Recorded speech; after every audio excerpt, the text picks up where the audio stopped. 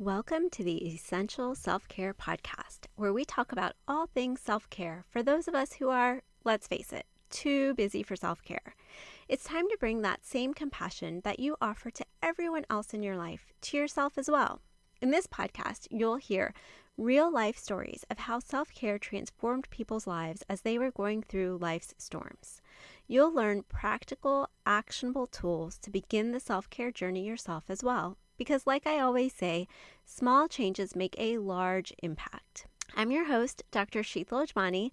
I'm a physician, best-selling author, and the founder of Radiant Living Institute, where I guide strong, successful women to get unstuck and learn to live radiantly again through major life transitions. Through my signature program, Reclaim Your Radiance, you'll reclaim your worth, renew your energy, and restore your happiness in your life, career, and relationships. To get started, download your free guidebook, 6 simple yet powerful steps to create your radiant life at radiantlivinginstitute.com. Quick disclaimer before we get started, the information in this podcast is for educational purposes only and is not medical advice. Always seek the advice of your own medical practitioner and or mental health provider about your specific situation. Now, let's get started. In today's episode, we're breaking the myth of not enough time. The most common reason I hear that people can't practice self-care is that there's just not enough time in the day. But what if I told you that you could start practicing self-care without needing any additional time in your day? It is possible. Because here's the thing, it's not so much the time, but the intention and awareness behind what you do. Self-care can mean getting massages, going to fitness classes, booking a vacation, or a fancy dinner out. Those are all completely valid, and so I'm not discounting any of those. But what do all of those require from you?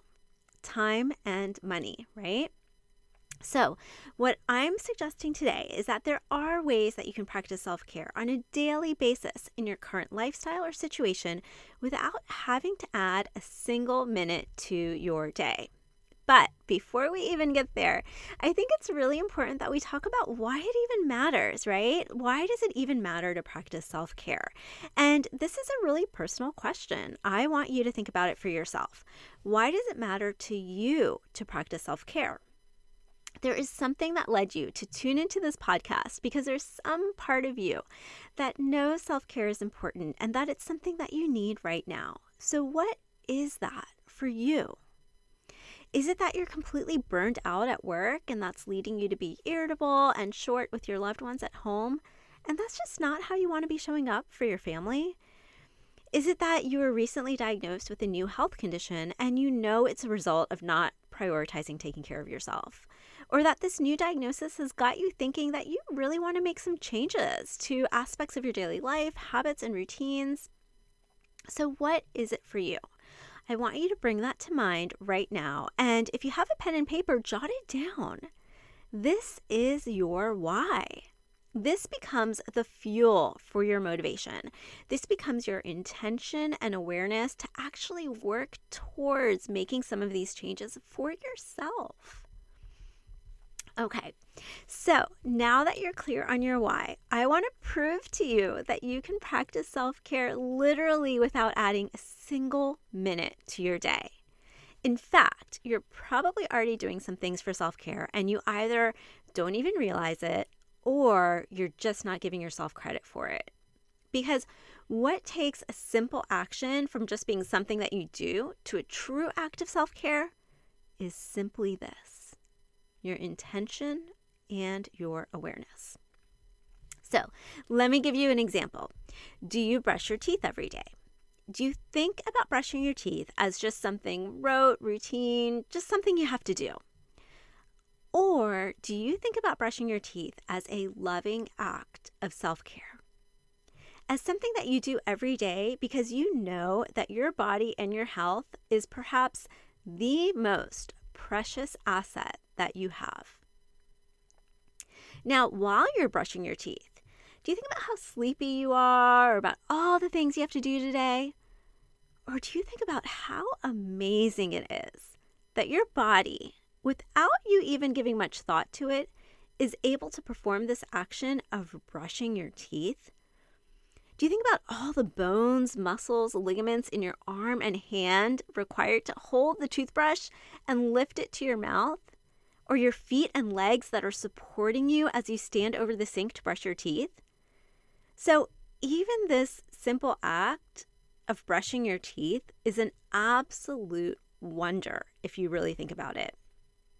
So I bet after listening to this, you are going to have a completely different experience the next time you brush your teeth, simply through your intention and awareness. Through seeing this thing that you do every single day through the lens of absolute wonder, appreciation, and awe. It completely changes brushing your teeth from something that you just have to do to a loving practice in self-care. Do you see that? So all of a sudden, this thing that you already do on a daily basis has transformed into an act of self-care. And you added literally nothing new, nothing that's going to take any more time out of your day. And yet now, when you brush your teeth in the morning, it's going to set a completely different tone for your day. And when you brush your teeth in the evening, this is going to get you in a completely different mindset as you get ready for bed at the end of your day. So, breaking the myth of not enough time. You don't need more time for self-care. You just need to think about self-care in a different way. And that's what this podcast is all about. I'm going to give you a few more examples of how you can practice self-care without adding any more time into your day. And then I want you to pick either one of the examples that I've given you or something else that you think of on your own. But I want you to pick one of these to work on this upcoming week. And I always love to hear from you. So once you've decided what your act of self-care is going to be for this week, head over to my website, radiantlivinginstitute.com, and use the contact form to send me a message. I read and reply to every single message myself, and I will follow up with you this week to give you encouragement and see how it's going. There's no catch to this. I really just want to support you. But first, let me give you some more examples of ways that you can practice self-care without adding a single minute to your day. So you could say a prayer or a quick thank you before getting out of bed in the morning.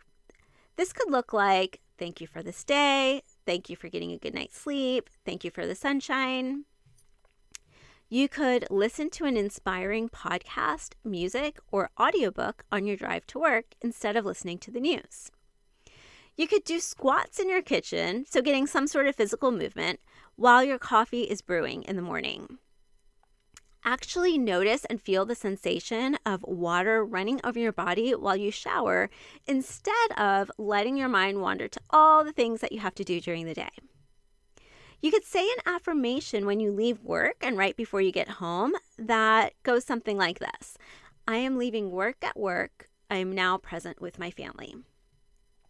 So you see, these are all just a few examples of where you can add self-care and practice self-care without adding a single minute to your day.